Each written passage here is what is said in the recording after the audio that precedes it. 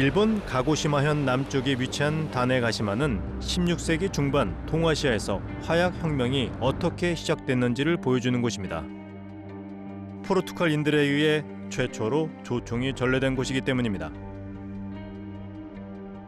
1543年の8月、種子島の南門倉岬というところに、ジャンク船南蛮船が漂着いたしました。その中には中国人、そして琉球人もいたんですけど、見慣れぬ金髪の人が3人おりました。その漂着した人々はそのお殿様に会いに来ました。その時ポルトガル人が3人乗っていたんですけれども、その中の1人が鉄の棒を持っておりました。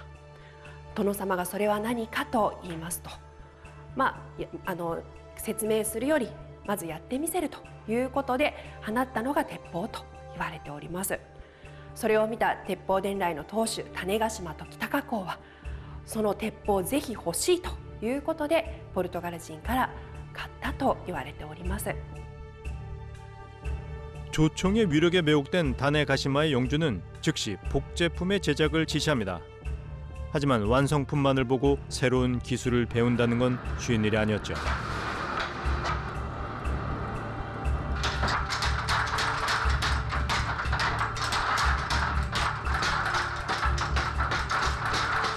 그中で矢板金兵衛さんという刀鍛冶がおりました。苦労して作りまして、大体できたんですけど、一箇所どうしてもわからないところがありました。それはネジです。なぜかというと、日本はネジという文化がなかったそうです。その苦労を横で見ていた娘さんの若さという16歳の娘さんが、じゃあ私がポルトガル人のお嫁に行って、そしてネジ職人を連れてきますということでポルトガル人に嫁ぎました。その後若さはネジ職人を種子島に連れてきまして、ネジの作り方も教えてもらい、鉄砲が完成したということですね。 당시 일본이 얼마나 절박하게 조총 제조에 매달렸는지 알게 해주는 일화입니다. 일단 복제에 성공하자 이미 철기 제조 기술이 상당한 수준이었던 만큼 매우 빠른 속도로 생산이 이루어졌습니다. 6개월 만에 600정의 조총이 만들어졌고 곧 일본 열도 전체로 퍼져나갔습니다.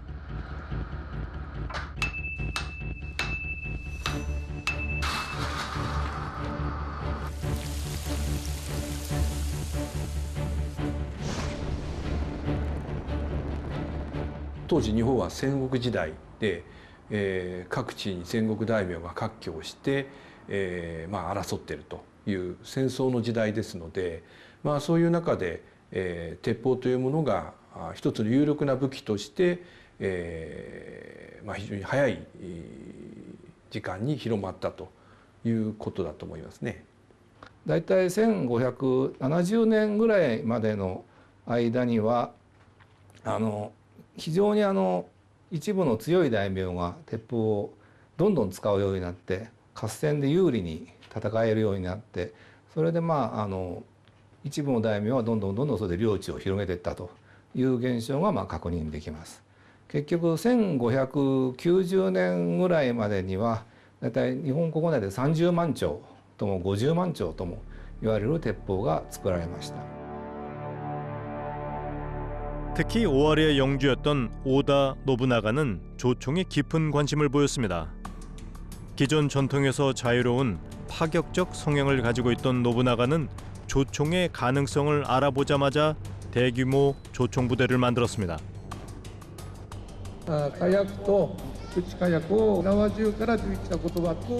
노부나가는 조총의 개량과 생산을 독려해 값비싼 무기였던 조총을 일개 사병인 아시가루들이 사용할 수 있을 정도로 대량 생산했습니다. 덕분에 노부나가의 군대는 일본 열도 전체에서 가장 강력한 화력을 가진 군대가 됐죠. 노부나가는 곧 경쟁자들을 압도하기 시작했습니다.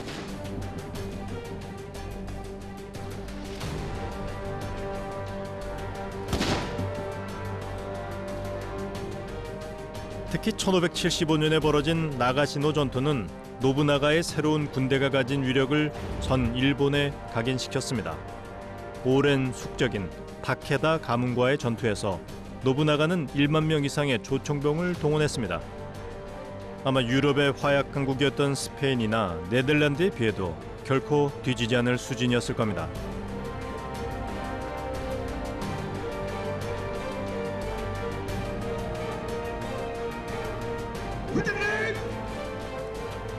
압도적인 화력 앞에 적군은 맥을 추지 못했습니다. 전투는 노부나가의 일방적인 승리로 끝납니다. 조총의 위력이 확인되자 경쟁자들도 앞다퉈 조총을 생산하고 조총 부대를 만들기 시작했습니다. 패배한 타케다 가문의 경우처럼 조총 경쟁에서 뒤처지는 건 곧 파멸을 의미했습니다.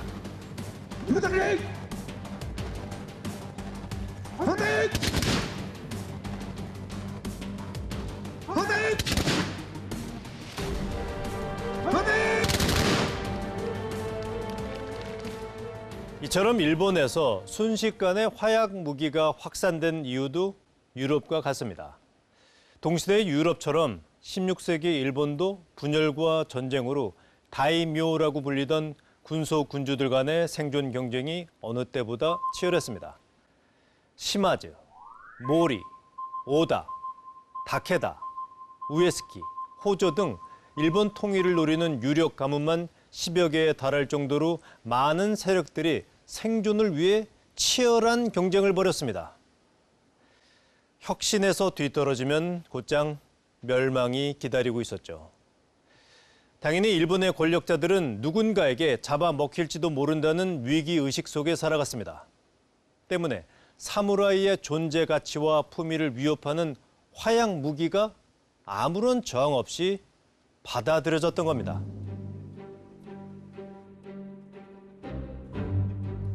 물론 일본만이 조총을 받아들인 건 아닙니다.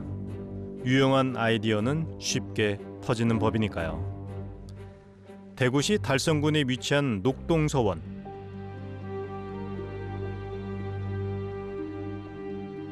이곳에 모셔진 모화당 김충선은 우리 역사에서 매우 독특한 존재입니다. 귀화한 일본인이기 때문입니다. 더불어 조선시대 조총의 역사에서 빼놓을 수 없는 인물이기도 하죠.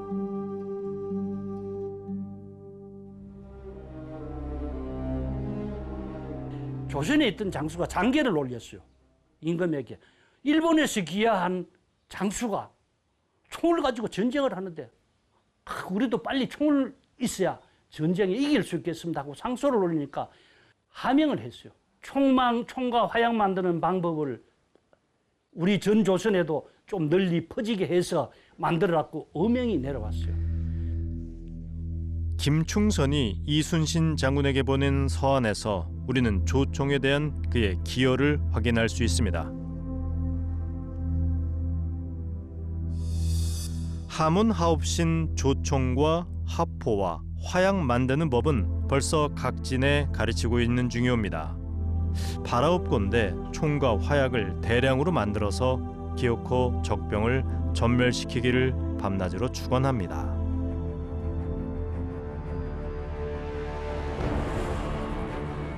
조총이 조선에 자리 잡은 이유도 역시 전쟁이 불러온 위기의식 때문입니다. 1592년 일본이 조선을 침략하자 조선군은 일본군에게 연전연패해야 했습니다. 조총 때문이었죠. 이로 인해 조선 정부는 분명한 사실을 깨닫습니다.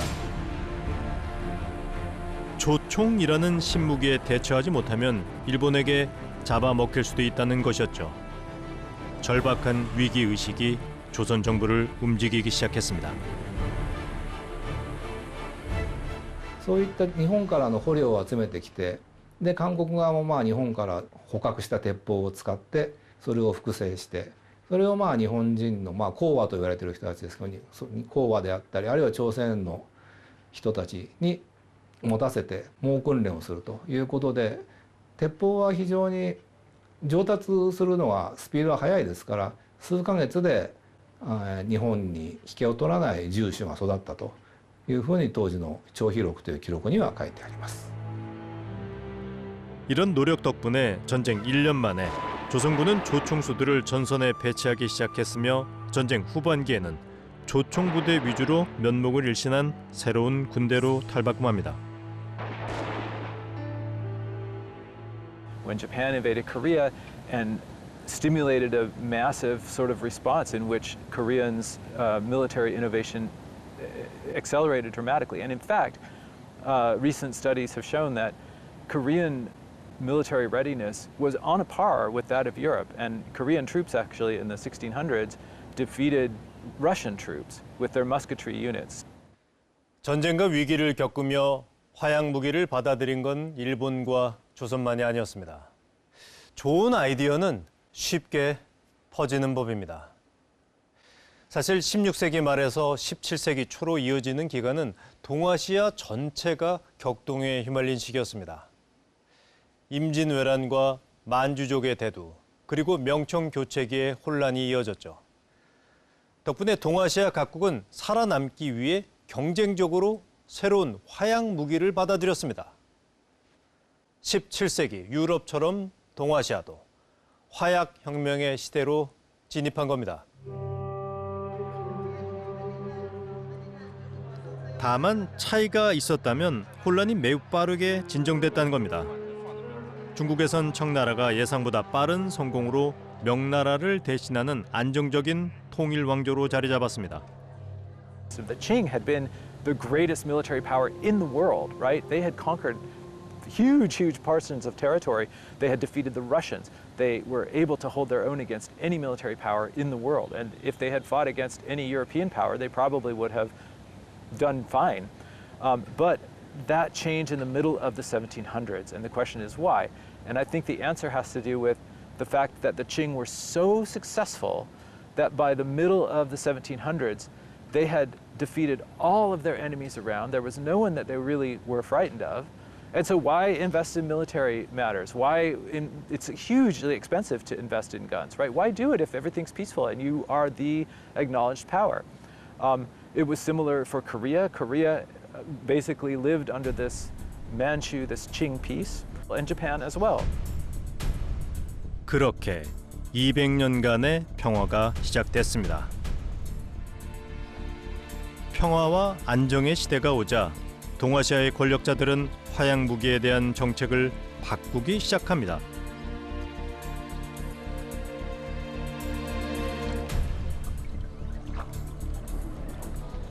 특히 16세기 말을 기준으로 세계에서 가장 많은 총기를 보유하고 있었던 일본의 변화는 극적이었습니다.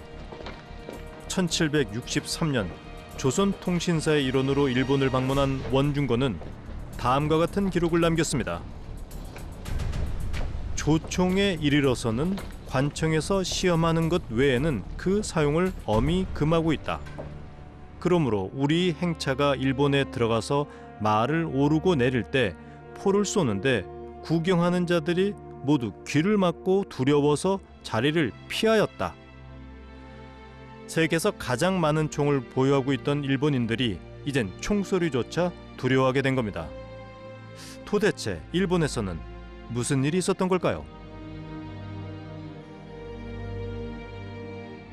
The reason for this was that the Tokugawa shogunate put an end to ongoing civil war in Japan between, I suppose, what we might call warlords.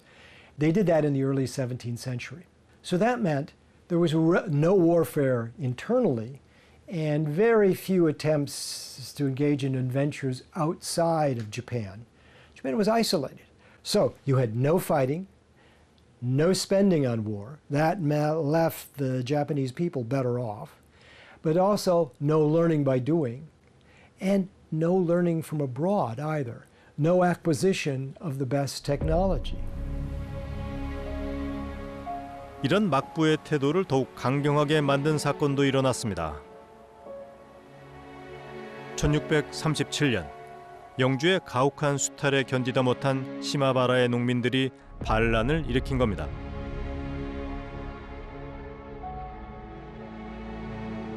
시마바라藩主松倉勝家が、藩主だった時代に起こる乱になってます。でこの勝家がですね、年貢の取り立てが厳しくて、キリシタン弾圧、その当時ですね、キリスト教の禁教令も発令されていまして、このキリシタンの弾圧っていうのが、すごく厳しく、取り締まられてたという時でもありました。でそれに合わせてですね、飢饉も重なりまして、とても不作な年がずっと続いていたというところで、この島原藩にいた領民ですね、もともとキリスト教を信仰してた大名のですね元にいた領民だったので、すごくキリスト教の信者が多かった地域にもなっております。その領民によってですね、この島原の乱、島原天草一揆っていうのがですね、起きたと言われております。 반란군은 16살의 소년 아마쿠사 시로를 지도자로 삼아 하라성에서 저항을 시작했습니다. 막부는 무려 12만에 이르는 대병력으로 반란군을 토벌하기 시작했죠. 농민군의 저항은 처절했습니다. 하라성에서 고립된 채 4개월 이상을 버텼습니다. 이들의 저항이 얼마나 거세었는지 토벌군 측에서도 10,000명이 넘는 사상자가 생길 정도였죠.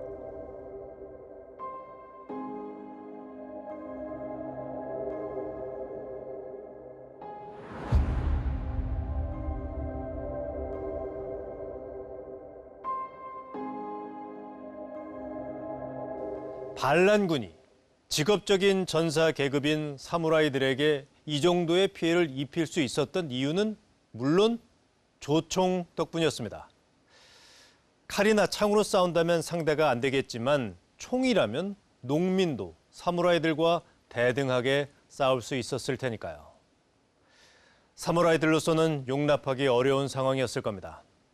물론 전국 시대처럼 총을 선택할 것이냐 파멸을 선택할 것이냐의 상황이었다면 아무리 자존심이 상하더라도 총을 금지할 수는 없었을 겁니다. 하지만 이제 전쟁의 위협은 사라지고 생존 경쟁에 내몰리지 않아도 되는 시대가 됐습니다. 이제 막부와 사무라이들은 전혀 다른 길을 선택합니다. 일본 시가현 나가하마시에 있는 쿠니토모 마을은 전국시대 일본 최대의 조총 생산지로 이름을 떨치던 곳입니다. 지금도 그 흔적이 보존돼 있죠. 大阪の栄とともに、日本最大の鉄砲工業地として、発展していったと。で江戸時代の初めには一時徳川幕府が直接管理する天領と言われる直轄地になった一時期もありました。その後天下太平の時代となって、鉄砲の受注は少なくなり、そして天領からも外れていった。鍛冶師たちは全国へこう散っていったという歴史を生んでおります。 막부는 총기 생산을 쿠니토모와 사카이 두 곳으로만 제한하고 총기 제작자들에게는 월급을 주되 실제로는 아주 소수의 총만 주문함으로써 총기 제작을 고사시켜 나갔습니다. 결국 원중거가 일본을 방문하던 18세기가 되면 쿠니토모에서는 짝수해에는 35정의 대화승총을, 홀수해에는 250정의 소화승총만을 만들게 됩니다. 생존 경쟁이 사라지자 마치 이집트의 맘루크들처럼 화약 무기에 대한 사무라이들의 혐오감이 승리한 겁니다.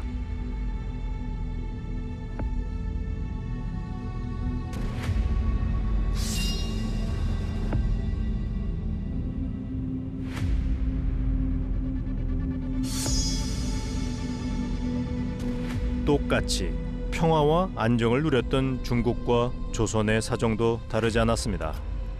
화약 무기는 잊혀지거나 정체돼 갔죠. 경쟁이 사라지고 위기의식이 사라지자 화약 혁명도 함께 사라진 겁니다.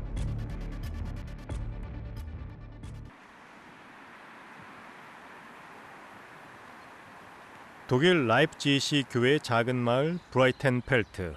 이 평화로운 농촌 마을의 외곽에는 400년 전의 전투를 기념하는 작은 기념비가 남아 있습니다.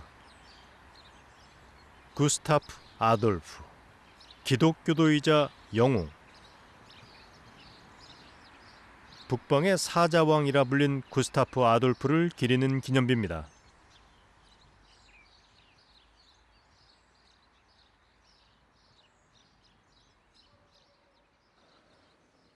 이곳에서 벌어진 브라이텐펠트 전투는 여러 면에서 유럽 역사를 결정지은 중요한 전투였습니다.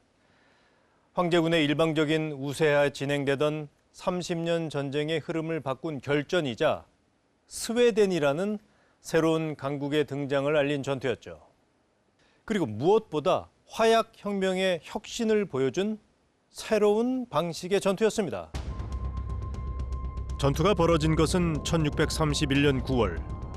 신규 국가 작센을 점령한 구교 측 황제군을 축출하기 위해 스웨덴과 작센의 연합군이 라입지히로 접근해 온 것이 전투의 계기가 됐습니다. 신규 연합군을 맞이하는 황제군 사령관은 틸리 백작이었습니다. 신규 측 사령관이 30대의 젊은 군주였던 반면 황제군의 사령관은 72살의 백전노장이었죠.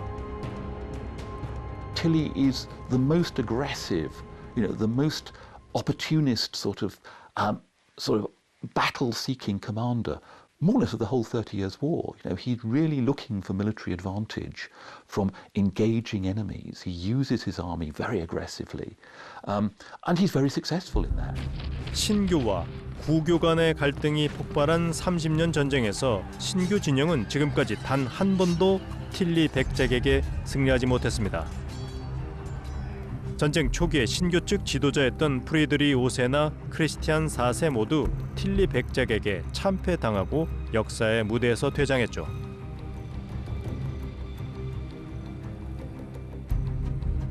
구스타프 아돌프마저 패배한다면 신교 연합군은 붕괴할 겁니다. 상황은 절박했습니다. 반면 황제군의 틸리 백작은 여유가 넘쳤습니다. 지금까지의 전투처럼 승리를 자신하고 있었죠. 무엇보다 그에겐 유럽 최강을 자랑하던 테르시오가 있었습니다. Ja, der Tertio ist eigentlich die Schlachtformation des 16. Jahrhunderts. Und es ist das Erfolgsrezept der spanischen Armee im 16. Jahrhundert. Ohnehin muss man sagen, die Spanier sind in militärischen Dingen in dieser Zeit das Maß aller Dinge. 초기 화약 무기인 화승총은 약점이 많았습니다. 2분당 한 발을 발사하기도 버거웠고 오발도 많았죠. 따라서 총을 쏘지 못하는 상당히 긴 시간 동안 총병들은 무방비 상태였습니다. 몸을 지켜줄 엄폐물이라도 있으면 좋겠지만 전투가 주로 벌어지는 벌판에선 불가능한 일이었죠. 특히 속도가 빠른 기병에겐 속수무책이었습니다.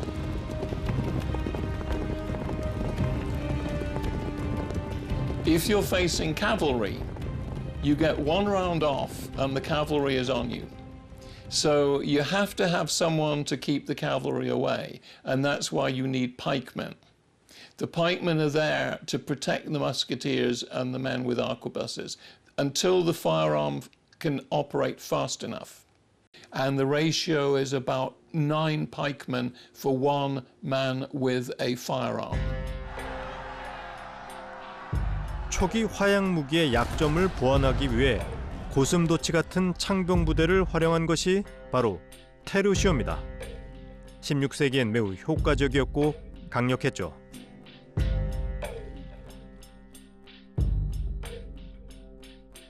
(16세기는) 합스부르크 제국의 시대이자 테르시오의 시대였습니다. 스페인과 오스트리아, 네덜란드와 북부 이탈리아를 지배했던 합스부르크 왕가는 강력한 테르시오를 앞세워 이제 독일을 가톨릭으로 통일시키려 하고 있었습니다.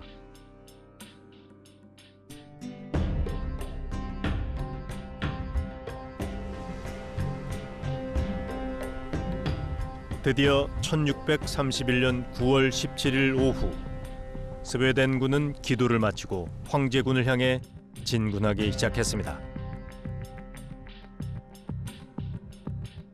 황제군은 지금까지 싸우던 방식대로 배치돼 있었습니다. 좌우에 기병을 배치하고 중앙엔 무적의 테르시오가 자리 잡았죠. 20년 이상이 밀집한 강력한 군단이었습니다.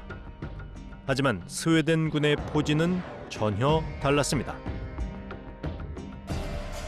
Das bedeutet vor allem kleinere Kampfeinheiten, die sogenannten Brigaden. Also nicht mehr die bis zu 3000 Mann im klassischen Tertium umfassenden großen Gewalthaufen, sondern deutlich kleinere Kampfverbände, die einfach taktisch flexibler waren, besser zu kommandieren waren und in dieser Weise eine bessere auch Lenkbarkeit auf dem Schlachtfeld ermöglichten. Gleichzeitig wurde der Anteil der Schusswaffen erhöht, also mehr Musketiere kamen hinzu. And Gustavus Adolphus even gets the idea of having two ranks firing together and coming back, which of course produces a devastating effect, especially at close range. 2개 이상의 열이 순차적으로 총을 발사하는 방식을 도입해 쉴 틈 없이 총격을 가능하도록 훈련시킨 것이죠. 결국 구스타프 아돌프의 부대는 더 유연하게 움직이면서 동시에 더 강한 화력을 가지게 됐습니다. 스웨덴군의 왼쪽에는 동맹군인 작센 부대가 배치됐습니다. 그리고 황제군의 좌익에 배치된 파펜하임의 정예 기병대에 맞서 스웨덴군의 우익에도 기병이 배치됐죠. 한 가지 주목할 점은 스웨덴군이 황제군의 2배 이상이나 되는 압도적일 정도로 많은 대포를 보유하고 있었다는 사실입니다. 그런데 스웨덴군의 대포는 단지 많기만 한 것이 아니었습니다. I think perhaps the one clear technological innovation might well be the development of this light artillery attached to infantry regiments that's attributed to Gustavus Adolphus, of a small shot, a 2 or 3 pound shot, which is of course much less devastating on the battlefield, but it's much easier to move these around. And he does innovate by attaching these guns to individual infantry regiments so that each of these regiments might have 2 or 3 of these small artillery pieces. The systematization of loading and firing the guns was very good. Using the smaller bores at close range was an extremely important part of the gunpowder revolution. Casing the ammunition was absolutely vital. Having the shots pre-made, pre-packaged, and ready to go instantly into the guns. Using canister at the extent he did, which was it had existed before, but he made greater use of it than anybody else did. Essentially, it's the equivalent of a machine gun. He's firing about 16 musket rounds with every shot of those 3-pound guns. That's horrifying to the people on the other end of it. 전투는 늘 그렇듯이 포격전으로 시작됐습니다. 황제군과 스웨덴군의 대포가 동시에 불을 뿜었습니다. 포격전은 압도적인 화력을 가진 스웨덴군의 우세 속에 진행됐습니다. 하지만 오랜 세월 다져진 테르시오의 대오는 쉽게 흐트러지지 않았습니다. 모진 포격 속에서도 결정적인 순간 내려질 돌격 명령을 묵묵히 기다리고 있었죠.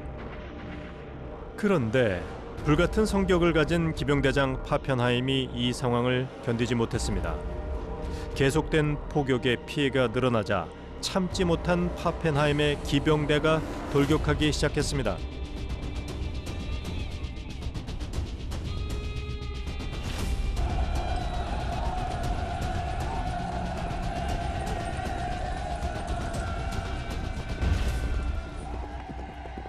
Well, again, he also systematized warfare. He did not just attack with his infantry, he did not just attack with his artillery, he did not just attack with his cavalry. He used all three together. He would mix, it was called interlarding. He would put musketeers in with his cavalry. The enemy cavalry would come up expecting to fight men on horseback, and suddenly muskets would crackle from behind and around the men at longer range than the pistols of the cavalry could reach Gustavus Adolphus's men. 기병대와 총병이 함께 움직이는 새로운 공격에 파펜하임의 기병대가 붕괴하기 시작했습니다. 파펜하임의 기병대가 붕괴하는 사이 반대편에서도 전투가 시작됐습니다. 그런데 이쪽은 전혀 다른 양상으로 전투가 전개됐죠.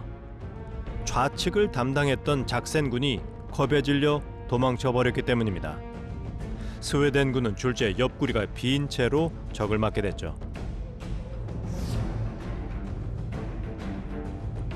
백전노장 틸리가 이 기회를 놓칠 리가 없었습니다. And this is really the decisive moment. The struggle may have been indecisive on the other flank, but Tilly's army has gained a huge advantage at this point. They've smashed the left flank of Gustavus's army.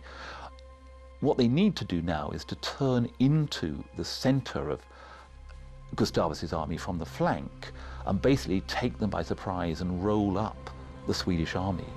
At the same time, the Swedes manage probably the most complex and most successful piece of tactical maneuvering of the battle. They take their second line of infantry from the center of the army and wheel it round by 90 degrees, so it basically faces off this flank against the imminent imperial attack. 소규모의 유연한 부대 구성이 위기의 순간 스웨덴을 구한 겁니다. 이제 양측 주력 부대 간의 본격적인 전투가 시작됐습니다. 여기서도 압도적인 스웨덴 군의 화력이 위력을 발휘합니다. 훨씬 많은 수의 총병들이 더 정교한 시스템으로 총알을 퍼붓습니다.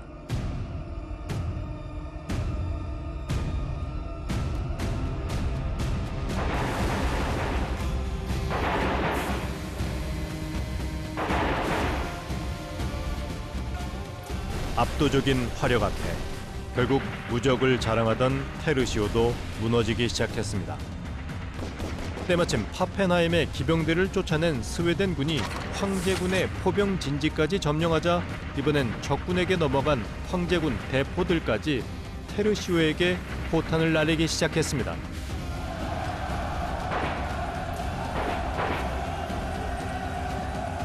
아무리 테르시오가 용맹하다고 해도 이런 상황은 견딜 수 없었죠. 결국 사령관인 틸리 백자까지 부상당한 황제군은 도망치기 시작했습니다. This is a disastrous battle for the imperialists.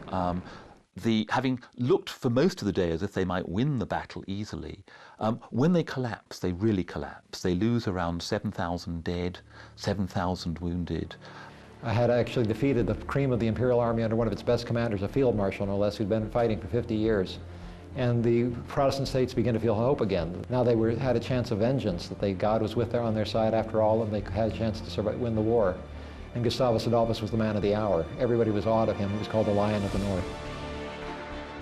구스타프 아돌프는 이 전투를 통해 군사 혁신의 새로운 아이콘으로 떠올랐습니다.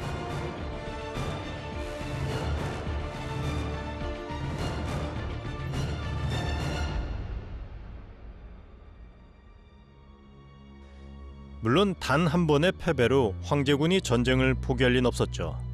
이듬해인 1632년 전열을 정비한 황제군과 구스타프 아돌프 사이에 또 한 번의 결전이 벌어졌습니다. 이번엔 류첸이었습니다.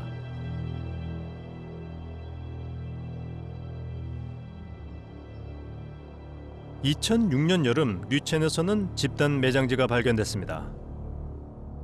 400년 전 벌어진 전투의 희생자들이었죠.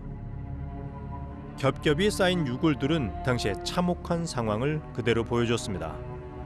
총 47구의 시신이 발견됐는데요. 흥미로운 점은 이들의 사인입니다.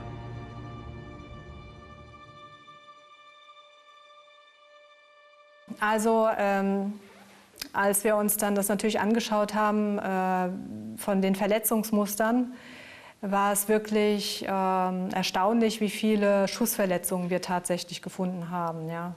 Also es konnten zahlreiche Schussverletzungen in den Schädeln festgestellt werden. Das war dann schon im Vergleich zu anderen Massengräbern des Dreißigjährigen Krieges oder war das schon bemerkenswert, ein hoher Anteil. Und tatsächlich auch, dass wir noch die Kugeln in den Schädeln gefunden haben bei einigen Individuen. Ja, also es gibt eine hohe Anzahl an Steckschüssen und das war bemerkenswert. Also es gibt weniger scharfe Gewalt, also Gewalt mit Klingenwaffen, so nennen wir das halt, scharfe Gewalt oder auch stumpfe Gewalt, die ist sehr viel weniger vertreten als diese Schussverletzungen. 다른 전투와 달리 총상으로 인한 사망자가 압도적으로 많았던 이유는 스웨덴군뿐 아니라 황제군도 이젠 화력을 대폭 강화해서 전투에 나섰기 때문입니다. 양쪽 모두 화력에 의존한 근대적인 전투를 벌인 거죠. 스웨덴군의 입장에서 보자면 불과 1년 만에 화력의 압도적인 우위를 상실한 겁니다.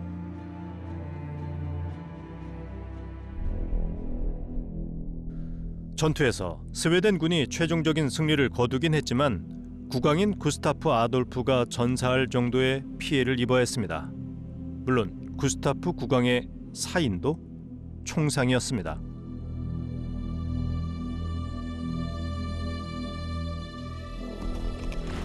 (30년) 전쟁 내내 양쪽은 서로의 장점을 재빨리 배웠습니다. 새로운 군사적 혁신이 일어나면 곧바로 반대편에서도 혁신이 일어났죠.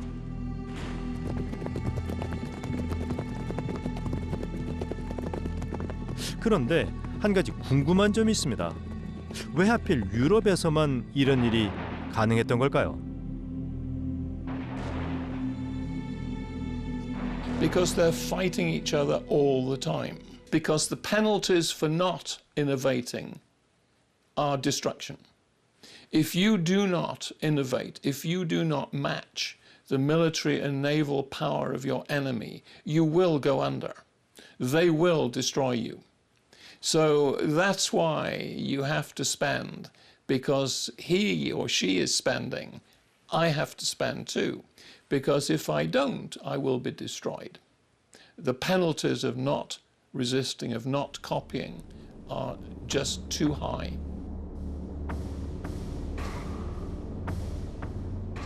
And they must be able to learn from one another's mistakes or from one another's advances.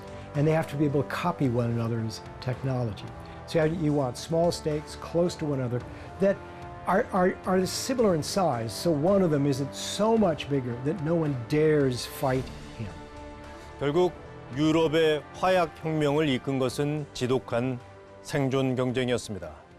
비슷한 규모의 국가들이 항상 경쟁 상태에 있는 유럽의 상황이 혁신을 받아들일 수밖에 없는 강제력으로 작동한 거죠. 유럽의 지배 계급인 기사들이라고 해서 화약 무기를 사랑한 건 아닙니다. 유럽의 기사들도 이집트의 맘루크들처럼 자신의 전쟁 기술과 용맹성을 모욕하는 화약 무기를 증오했습니다. 아마 세르반테스의 돈키호테에 나오는 이 절규가 유럽 기사들의 심정을 대변하고 있을 겁니다. 대포라는 악마 같은 발명품 때문에 가장 용감한 사람이 가장 비열한 겁쟁이들 손에 목숨을 잃게 됐다. 하지만 유럽의 치열한 생존 경쟁은 유럽의 권력자들인 기사들에게 혁신을 받아들이게끔 강제했습니다. 군사 혁신과 화약 혁명은 유럽에서 거스를 수 없는 대사가 됐죠.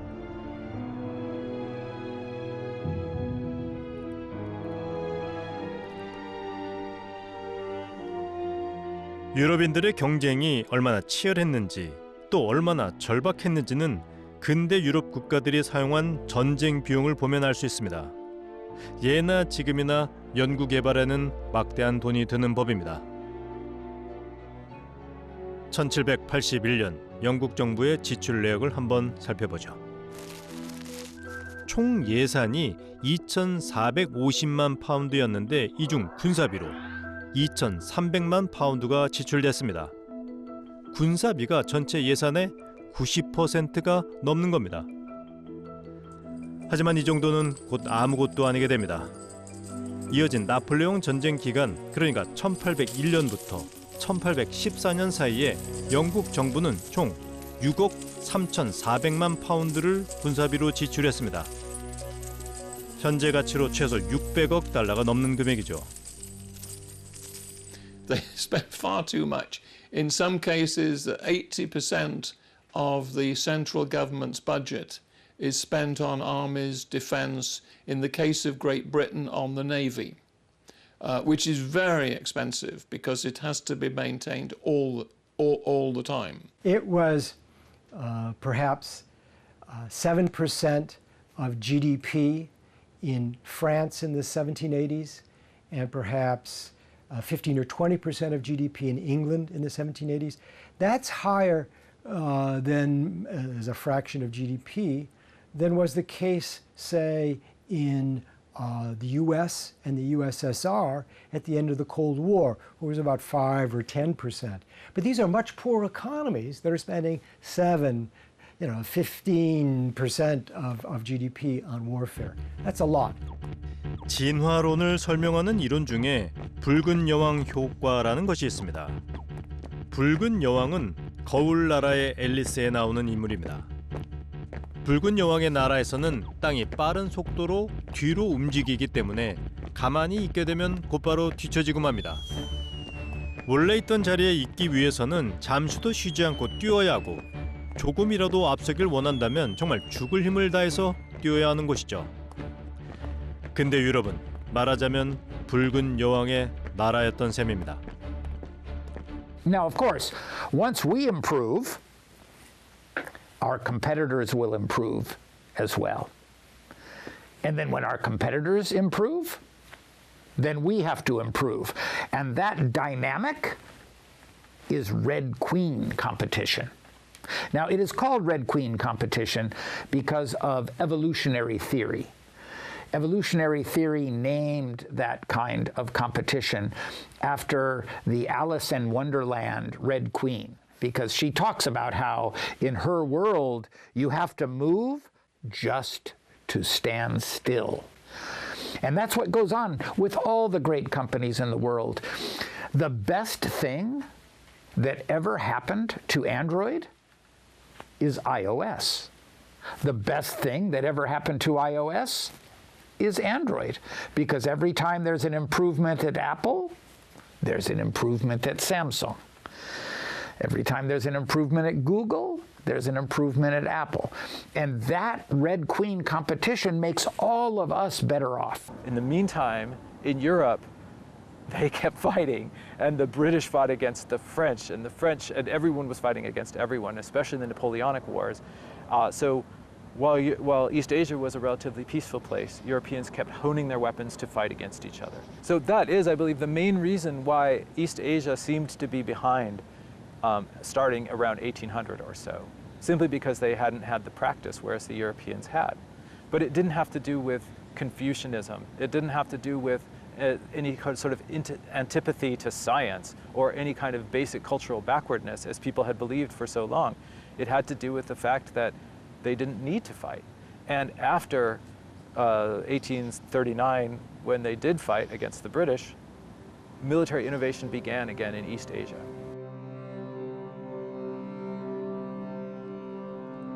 (200년의) 평화가 끝나고 유럽인들이 돌아왔을 때 동아시아는 처참하게 파괴된 이 청나라 황제의 정원처럼 값비싼 대가를 치러야 했습니다.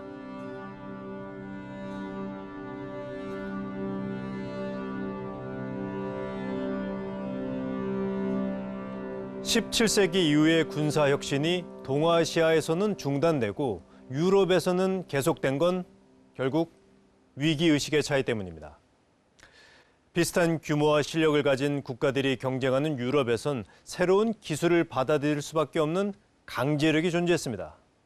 이웃나라가 언제 공격할지 모르는 상황에서 군사적 혁신을 거부하는 건 곧바로 파멸을 의미했죠. 생존 경쟁이 위기의식을 낳고 위기의식이 혁신을 강제했습니다. 하지만 동아시아에선 그런 걱정을 할 필요가 없었습니다. 자연스럽게 기존 권력의 이익에 반하는 혁신은 이루어질 수 없었죠. 혁신이라는 수레바퀴는 생존 경쟁과 위기의식이라는 강제력 없이는 앞으로 굴러갈 수가 없었던 겁니다.